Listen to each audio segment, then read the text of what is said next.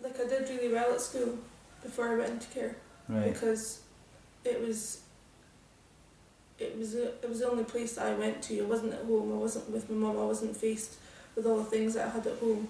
And when I was there, it was something I was good at, and it was something I found easy, and something that, you could go there and you could do well, and teachers would praise you, and that was the only time I had that. And then when I went into care, everything changed, because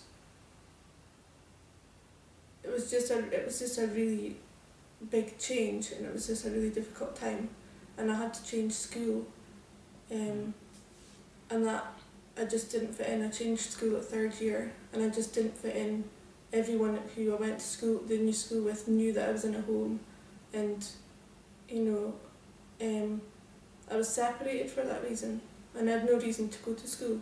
And then I just gave up because I didn't see the point. And when I was in the children's home, no one actually expected me to do well. No one actually was interested of whether I did well at school or not.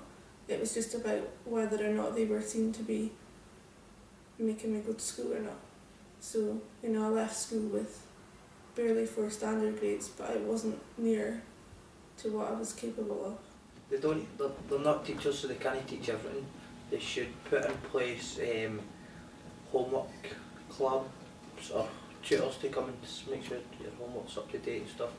But that's to each individual to ask for that and communicate with school and with unit staff. Some unit staff don't really care. Like, if you come in, they'll ask you if you've got homework, and you say no, they believe you anyway. It's not as if they've got to say, well, we've been told you have had homework. But that's for each individual, do you not think that if you're so bothered about your schooling, you should be saying, yes, I've got homework, I need a hand with this? I know, but what I'm saying is, it would help if the member of staff maybe inquired about it if they've got homework, instead of just lying. If you want the staff to show a bit more interest in schooling and seeing what's happening, then they should be more aware of what homework you're getting.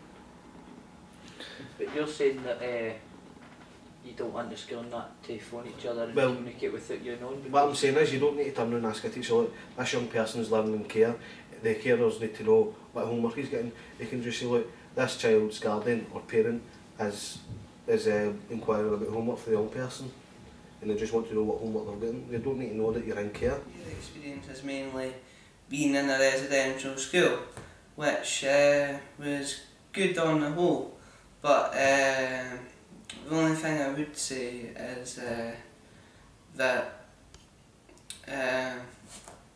when I was at school, I really wanted to sort of learn, and because I was quite interested in a lot of stuff that was being taught to me, but our, say,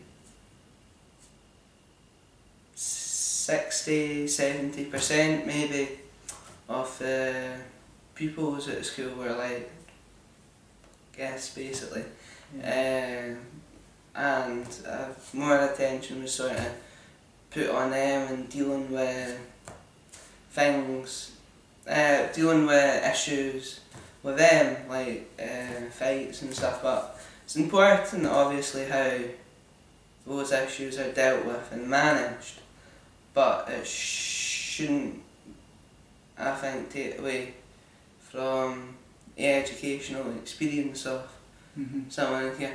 What was quite good for me was when I went into SIRRC Genius, because it was like a whole new way to learn for me, which actually sort of suited me, because it was all sort of on the computers and stuff. And I ended up passing every exam I sat. I got a few A's and B's and stuff. They've got a problem and they need that help, because some people ultimately don't want to be helped, but it's still nice to be offered. Like, look at people in a different way. You need to look at snow. They're looking at not people with snow care as if they're normal and we're not. So they need to get their values right and respect for other people for what they've done. You know what I mean? Or where they've been. Because really, like, some people aren't care for different reasons. No, just like people aren't care because they're bad sort of thing. You know what I mean?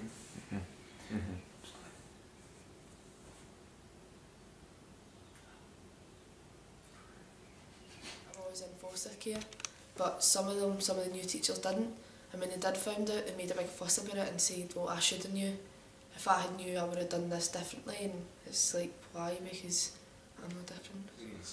Well, I think the statistics say that young people in care haven't got a good educational experience, but it's what the young person wants to make of it. It's not about who's giving them the grief, or you need to pass this, you need to do this to get this qualification. It's not about that. If that young person's want to pass that exam, they'll pass it with flying colours. If they don't want to pass it, then that's their choice. And at the end of the day, if they make a mistake about their exams, they'll see that mistake and they'll go back and try and correct it. I left school with 3 standard grades. At the end of the day, I left school with the standard grades I wanted. I've got tutor teachers that come in from the council, Right. and they help us with our homework, and if we're revising for an exam, they help us in what we should revise for. And do you think you got enough support? Aye, I did get enough support, and it was quite a shame that the one tutor that I got a lot of support from, like, they never kept on funding for her job, because of her, there's a lot of young people in the units in South Lanarkshire. We passed our exams. She was one of the main reasons why we passed, because she took her time out every time. I mean, if I asked her to come out 3 nights a week, she'd come out 3 nights a week to help me revise. So what made her special? Like, what did she do? What skills or qualities? She listened to you, and not just listen, but like, she had a laugh. Like, she never took it seriously. She never said, "Do you need to pass this?" It was like, to pass it, you need to do this. Like, you don't like, and to pass it, you could do this. She was giving you hints what you could use to pass it, and what tools you could use to pass it, and she just had a laugh with you. And then, like, when you had your exam, she'd phone and say, "How did your exam go?" Why did you choose to spend time doing this modelling apprenticeship here at SIRRC? Because the system is the best it could be, and there's a lot of things that needs to be changed, and a lot of things that has to be better for young people coming to this service. With us being young people that's come through the care system and that, and hopefully we could make it a step better and improve some of the services. And how do you think you're going to get through the learning that you need to do? You've got SVQs and stuff to do. How do you think you're going to get through that? Support each other. Support each other, get some hard work, and concentrate, be more professional. What makes this different for school?